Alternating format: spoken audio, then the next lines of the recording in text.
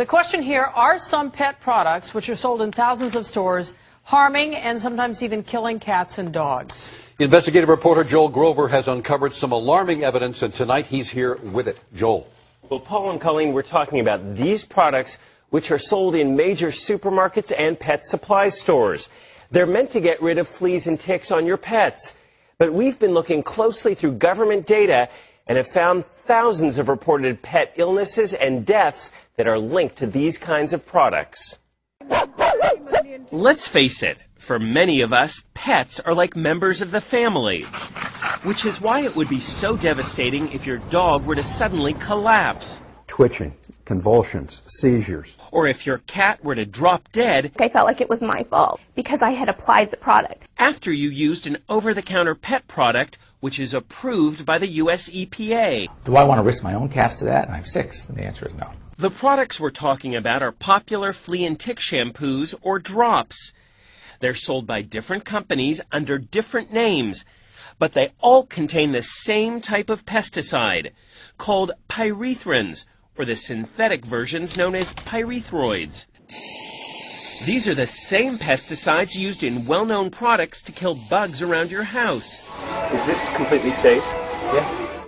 That's what Heidi Wohler of Santa Clarita says they told her when she bought BioSpot flea and tick shampoo for her 2 cats, Hummer and Samson. I read the directions and I followed them thoroughly. But within minutes of applying the shampoo, Heidi says both cats began having seizures, especially Hummer. He's shaking, he can't breathe. Samson was saved by an emergency room vet, but Hummer didn't make it. He died a horrible, violent, fast death.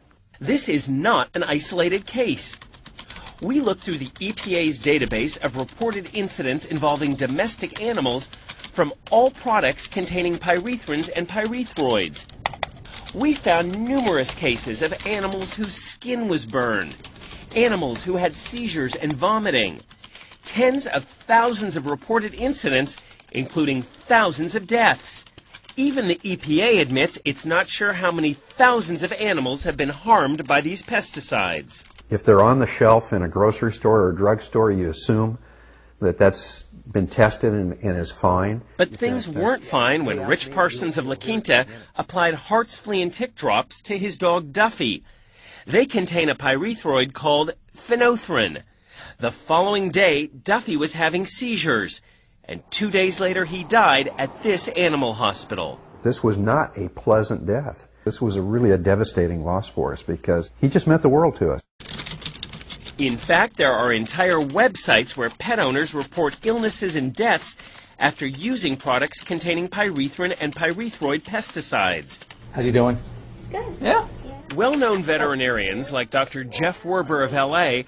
say a certain percentage of pets have adverse reactions to these products. We do know that some of these products can be toxic.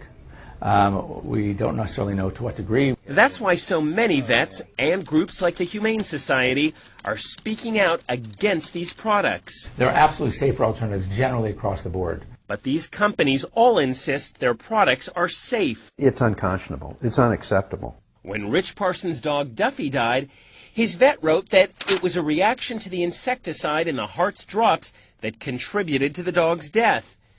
But Hart's brought in its own experts to review the case, and they denied any responsibility, blaming Duffy's death on underlying health problems.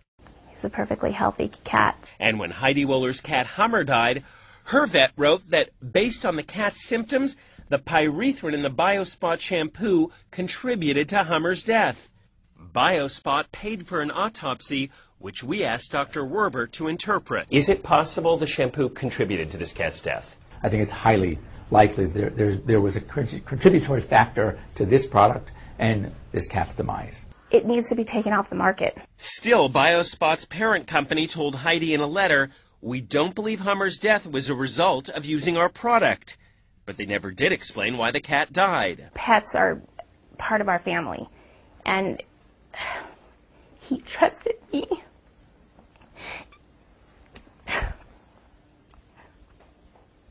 So I, in turn, tried to do my best, and I trusted the product.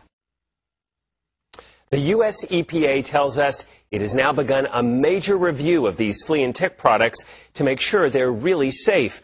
The EPA could end up taking action, such as requiring new labeling or even pulling certain products from the market. As for the companies in our story, they all claim their products are safe when used as directed. Hartz also told us its flea and tick products have the lowest number of reported adverse events compared to other brands. And Sargent says it is constantly looking for ways to improve the safety of our products. You can read the full statements from these companies on our website, NBCLA.com.